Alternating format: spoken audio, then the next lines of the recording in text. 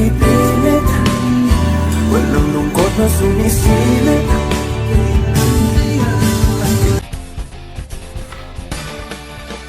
Lagi kong naaalala ang kanyang tindig at forma, at kapag siya ay nakita, kinikilig akong talaga.